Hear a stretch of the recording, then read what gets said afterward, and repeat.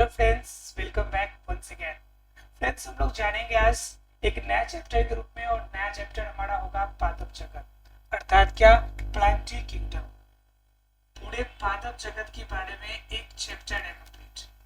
यह चैप्टर इसलिए हो जाता है क्योंकि पादप जगत अपने आप में एक विस्तृत आपका भाग है, इसलिए इन्हें एक चैप्टर के रूप में, जिस रूप में हम लोगों ने जंतु जगत के बारे में चर्चा करेंगे, जैसे हमने एक पार्ट हमने सूक्ष्म जीव के बारे में पढ़ा, सिर्फ ठीक उसी प्रकार हम क्या करेंगे, पादप जगत के बारे में भी आपका जानने की कोशिश करते हैं। ठीक है, तो पादप जगत के बारे में अगर जानने की बात करें हम लोग, तो सबसे पहले पादप जगत को पूरी रूप से समझने के लिए इसके सिर्फ पादप जगत के अंदर कुछ छोटे छोटे अंश बनाएगा। जिस तरह से वर्गीकरण में हमने देखा था, उसी प्रकार पूरे पादप जगत को समझने के लिए पूरे पादप जगत को भी 10 भागों में आपका बांटा गया। टोटल पादप जगत को 10 भागों में बांटा गया है, और इन 10 भागों के माध्यम से हम लोग क्या करेंगे, पादप जगत को समझने की कोशिश करेंगे। सामान्य रूप से आप जानते हैं कि पादप जगत है तो कंफर्म है कि इनके अंदर क्लोरोफिल पाया जाएगा। सामान्य रूप से क्लोरोफिल पाया जाएगा। ये जो होंगी आपका सामान्य रूप से बहुकोशिकीय होती है, लेकिन हो सकता है कि कुछ एक कोशिकीय अवस्था में भी हो, अर्थात कि एक कोशिका वाले, या फिर आपका बहुकोशिका, दोनों कंडीशन में हो सकते हैं। अर्थात क्या, उसके अलावा क्या कि इसमें हम लोग जानते हैं एक और बात है कि इनकी कोशिकाएं सामान्य रूप से कैसी होती है, यूकैरियोटिक होती है। ये अवस्था हम लोग जानते हैं। उसके बाद इसमें स्पेसिफिक हम लोग स्ट्रक्चर की बात करते हैं, जिसमें इनमें कोशिका भित्ति पाई जाती है, जो सामान्य रूप से किसकी बनी होंगी, जो सामान्य रूप से आपकी सेलुलोज की बनी होगी। ठीक है, तो इस तरह से कुछ बेसिक चीजें, इनमें आपका लवक पाया जाता है।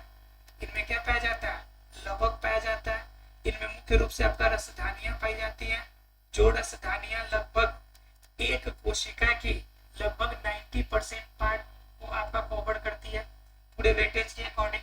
तो समझ सकते हैं कि ये बेसिक चीजें हैं जो कि हम लोग पादप जगत के बारे में जानते हैं कि पादप जगत के अंदर, अगर इस जगत के अंदर कोई भी पेड़ पौधा या कोई भी है, तो उसके अंदर लगभग इतनी बेसिक क्वालिटी तो उनके अंदर होगी। ठीक है, तो इसके हम लोग 10 भागों में से हम लोग क्या करेंगे, हम लोग पहले भाग से स्टार्ट करेंगे कि आपका वो क्या क्या होता है। अगर हम लोग ये 10 भागों की बात करें, तो सबसे पहले 1942 में इसका वर्गीकरण 10 भागों में किया गया था, 1942 में।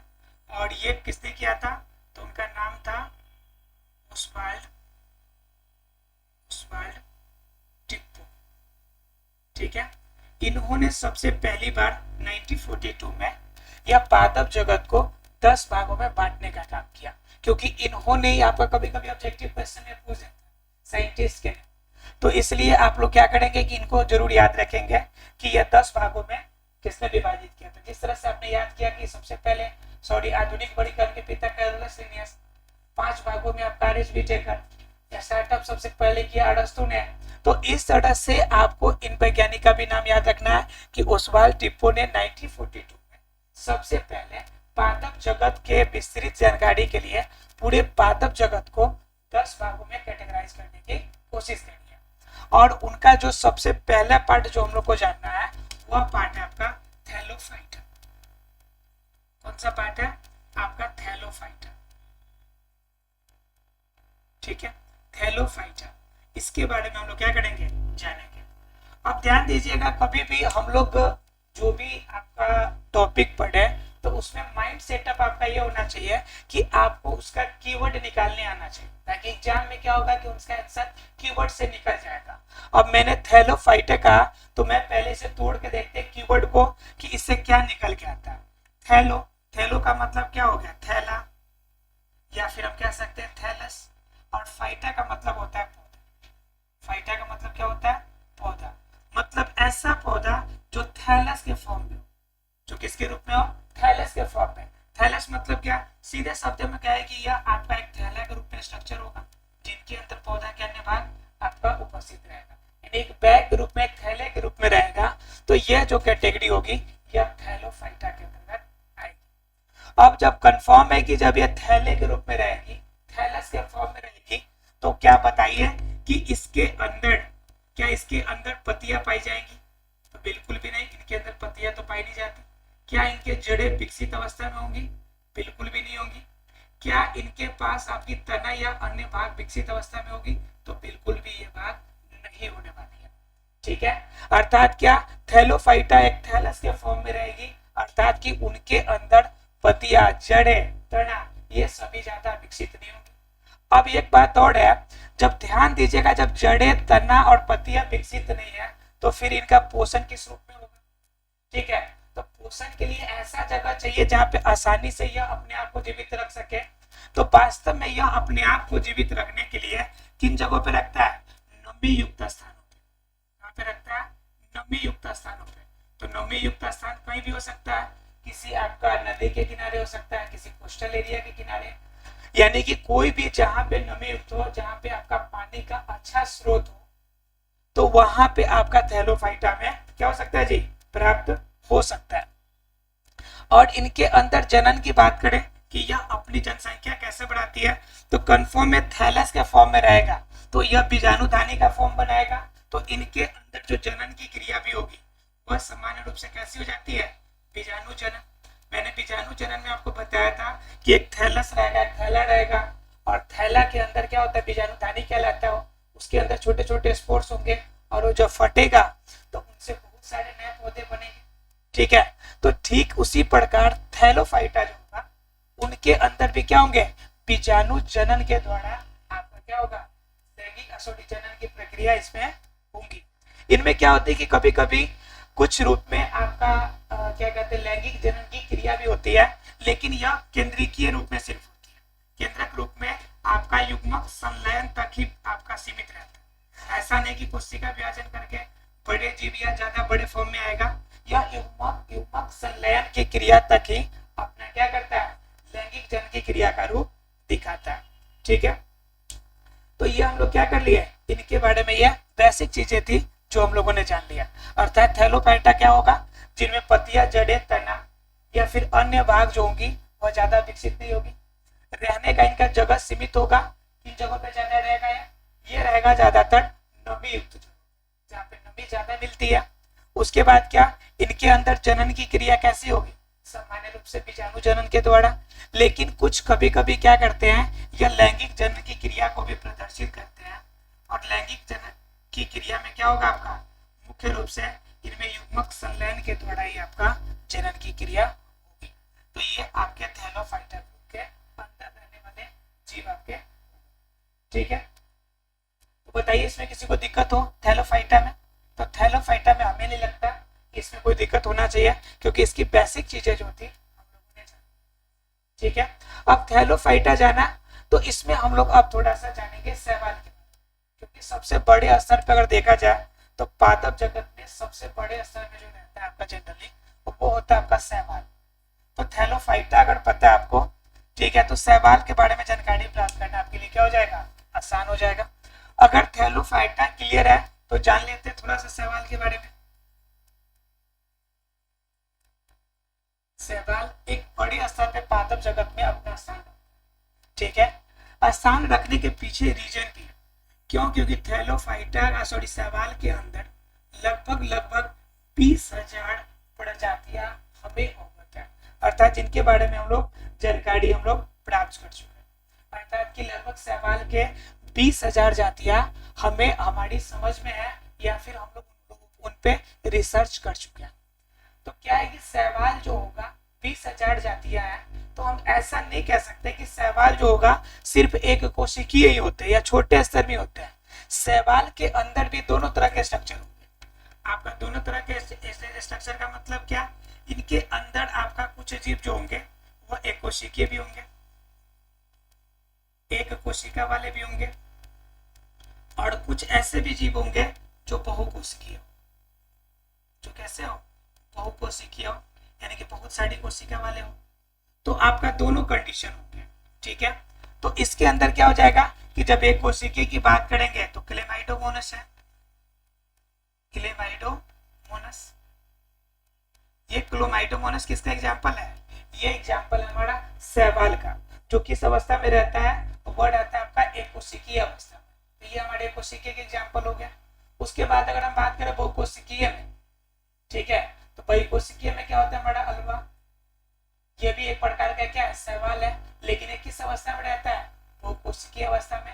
अर्थात कि दो स्तर हमारे पास हो गया, एक कोशिकीय अवस्था वाला और एक बहुकोशिकीय अवस्था वाला, यानी कि दो अवस्था में हमें शैवाल प्राप्त होते हैं। अब शैवाल के बारे में आप जानते हैं कि शैवाल सामान्य रूप से हरा अर्थात कि क्लोरोफिल यह रखता है। तो क्लोरोफिल जब ये रखेगा तो कंफर्म है क्या कि क्लोरोफिल के अंदर आपका जो अपने आप को जीवित रहने की प्रक्रिया होगी, अर्थात कि पोषण की जो क्रिया होगी वह क्या होगी, स्वपोषी होगी, अर्थात प्रकाश संश्लेषण की क्रिया करेगा और स्वपोषी के द्वारा क्या करेगा, अपना जीवन यापन करेगा।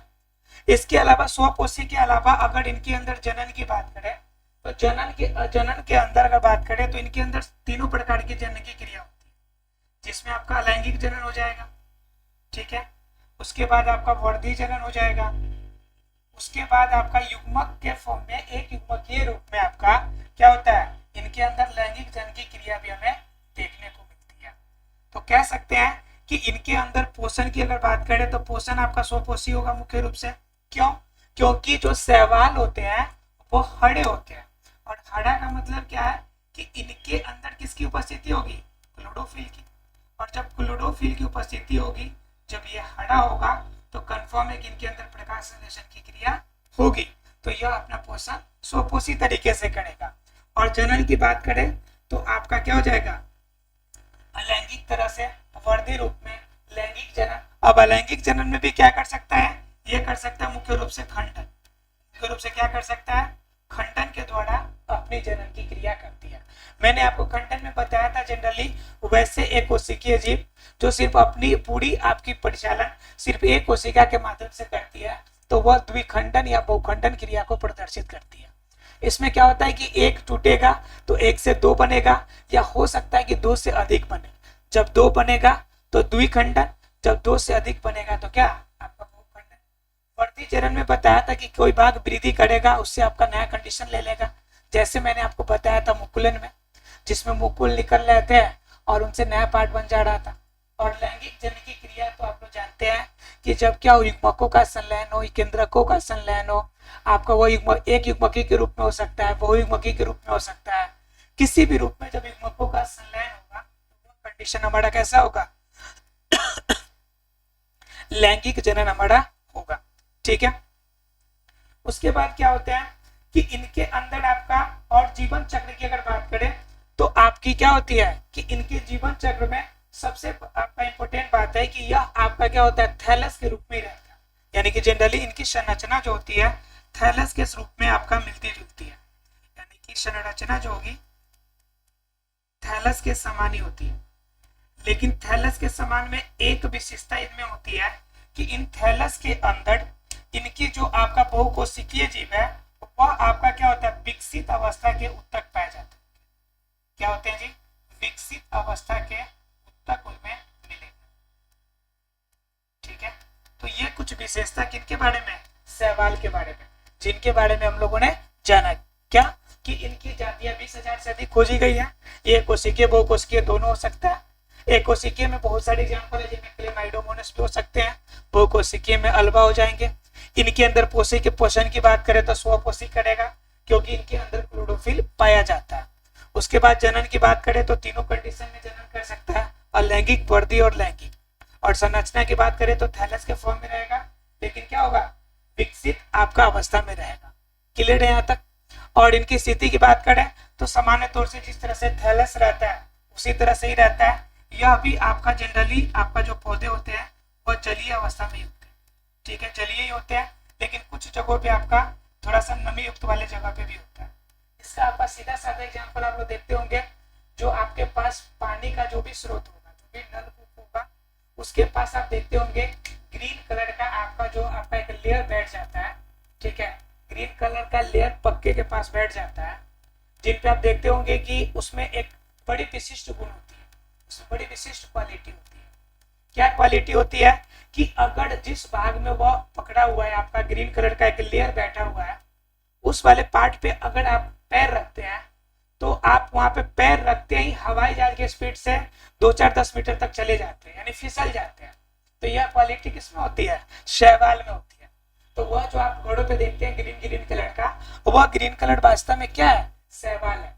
ध्यान रखिएगा, जहां पे आपका नमी भी मिलता है, यानी नमीयुक्त स्थान होता है, उन्हीं भागों पे आपका शैवाल मिलेगा। सामान्य रूप से ये जलीय होते हैं, लेकिन जहाँ पे नमी की मात्रा अत्यधिक होगी तो वहां पर भी ये पनप सकते हैं, ये अपना विकास कर सकते हैं। अब शैवाल के अंदर बात करें तो शैवाल भी अलग अलग रूप में होते हैं, अलग अलग कलर के होते हैं और अलग अलग रूप में अपनी पोषण भी करते हैं, और साथ में उनके अलग अलग हमारे जीवन में भी उसका उपयोगिता है। ठीक है, तो हम शैवाल के यहाँ पे 3 प्रकार के बारे में जानने की कोशिश करेंगे। शैवाल के कौन कौन से 3 कैटेगरी हम लोग जानेंगे? ठीक है, तो वो शैवाल के 3 कैटेगरी हम लोग कौन कौन जानेंगे? पहला जानेंगे हम लोग क्लोरोफाइसी। क्या जानेंगे? एक जानेंगे हम लोग क्लोरोफाइसी, उसके बाद हम लोग जानेंगे रोडोफाइसी।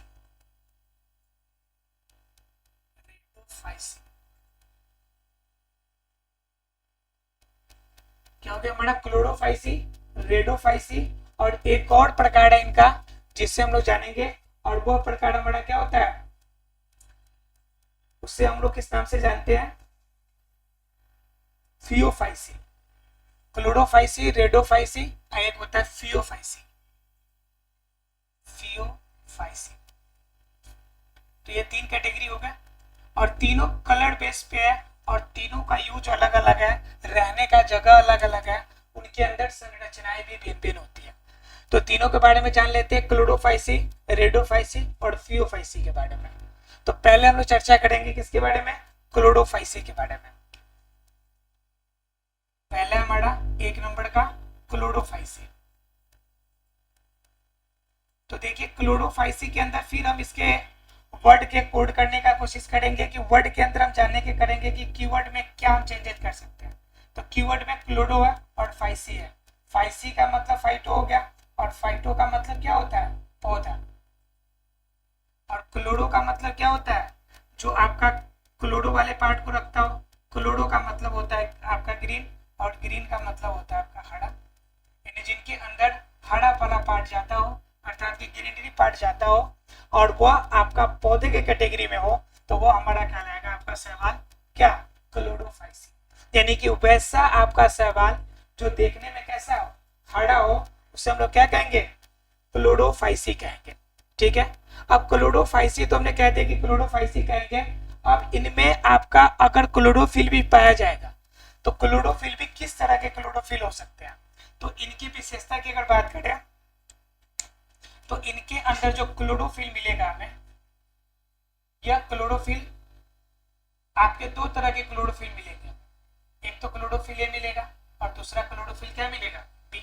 क्लोरोफिल ए और क्लोरोफिल बी हमें मिलेगा।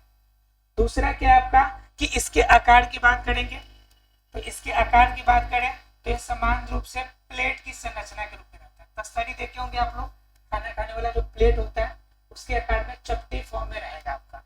ठीक है, क्लोरोफिल ए और क्लोरोफिल बी दोनों कैटेगरी के अंदर मिलेंगे। उसके बाद क्या आपका, कि इनके अंदर जो भोजन आपका स्टोर रहेगा, इनके अंदर जो भोजन की मात्रा स्टोर रहेगी, वह भोज्य पदार्थ किस रूप में रहेगी? तो शर्करा के रूप में रहेगी। किसके रूप में रहेगी?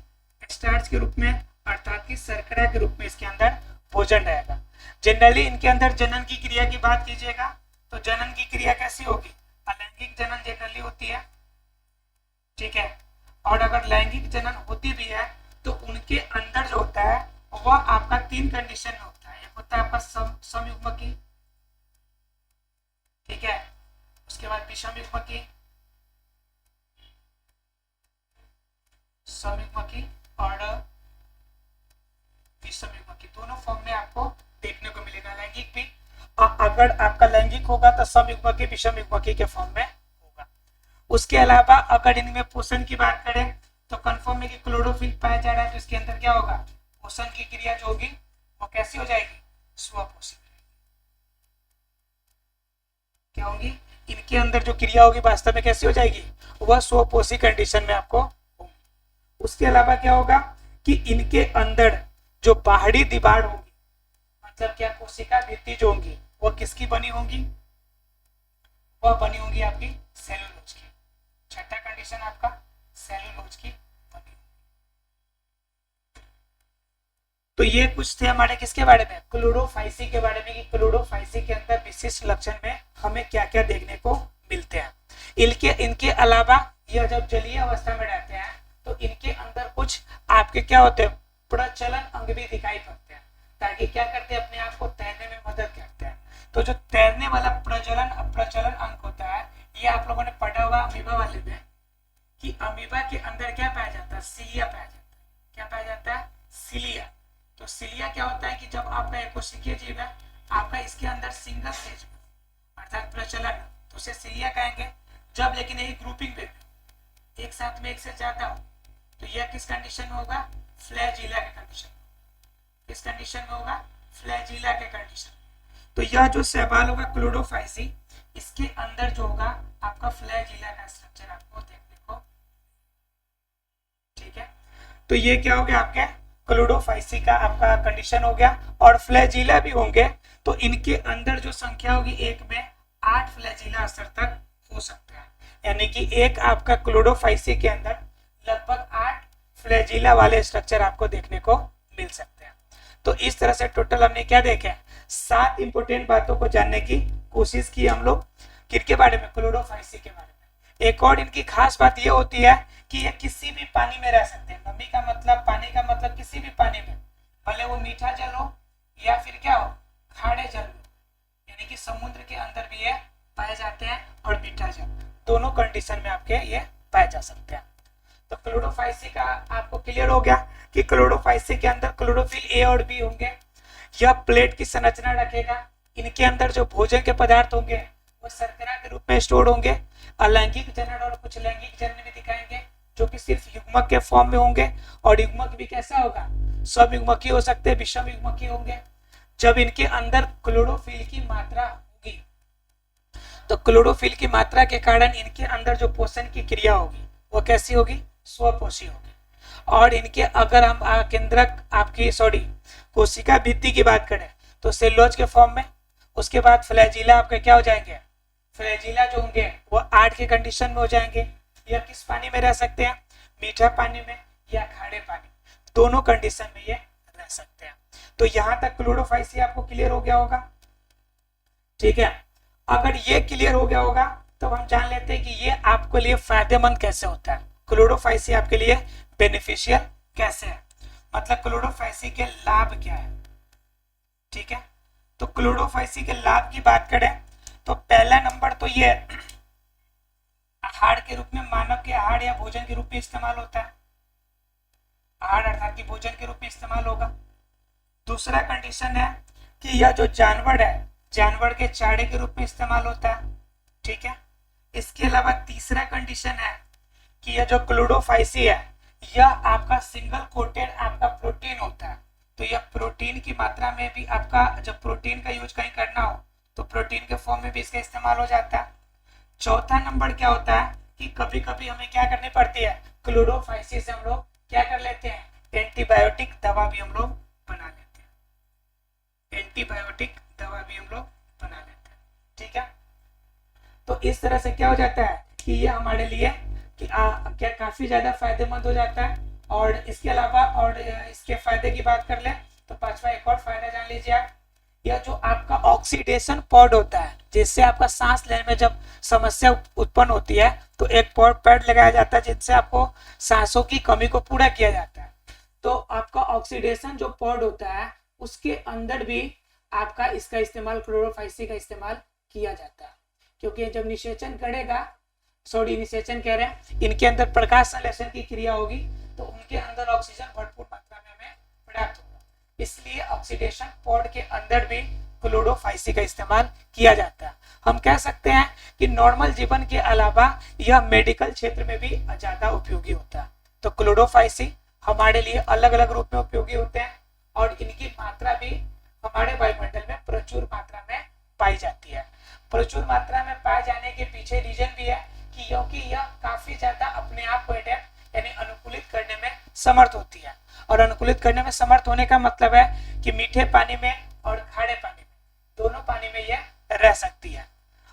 हमारी इस रूप में लाभप्रद हो सकते हैं। अब बच गया आपके पास रेडोफाइसी और फियोफाइसी, इन दोनों के बारे में और दोनों का स्ट्रक्चर भी जानने हम लोग को। तो रेडोफाइसी का आपका मुख्य होता है कि इसका कलर कैसा होगा, रेड अर्थात कि लाल होगा, और फियोफाइसी का अंदर है कि इसका जो कलर होगा वो ब्राउन अर्थात कि भूरा होगा अर्थात। और ये हमने क्लोरोफाइस से भी देखा, इसका कलर कैसा था, ग्रीन था। अब क्या होता है कि ये जो कलर चेंज होते हैं, तो कलर चेंज होने का मतलब आप क्या समझते हैं कि इनके अंदर जिन चीजों की बहुलता होगी वैसा कलर दिखता है। आपको पता होना चाहिए कि रेडोफाइसी की उपस्थिति के कारण एक हमारा जो महासागर है जिसे लाल सागर का नाम देते हैं हम लोग, जिसे हम लोग लाल सागर कहते हैं। तो ऐसा नहीं कि लाल सागर का पानी लाल है, दरअसल क्या है कि रेडोफाइसी जो शैवाल है उसकी मात्रा वहां पर अधिक है, और वहां के पानी के लेयर बिल्कुल पूरे लेयर पे सिर्फ रेडोफाइसी जमा है, और जिनकी वजह से क्या होता है कि ऊपर से देखने वाले को इतना पानी क्लीन होता है कि देखने के बाद दूर से देखने पर आपको पूरा का पूरा महासागर जो है वह लाल रंग का ही दिखता है। तो हम उसे लाल सागर के नाम से भी जानते हैं। तो लाल सागर के अंदर जो होता है आपका यह शैवाल रेडोफाइसी के कारण ही होता है। इसके अलावा आपने सुना होगा कभी कभी कि बीच बीच में आपका समुद्र के बीच बीच में कहीं कहीं टीला आपका बड़े बड़े टीले के रूप में आपको दिखाई पड़ता है। तो बहुत बड़े बड़े आपका टीला जो दिखाई देता है प्रवाल भीति के कारण, तो वहां पर जो स्ट्रक्चर बनता है वो भी किसकी वजह से बनता है जी, शैवाल की वजह से बनता है।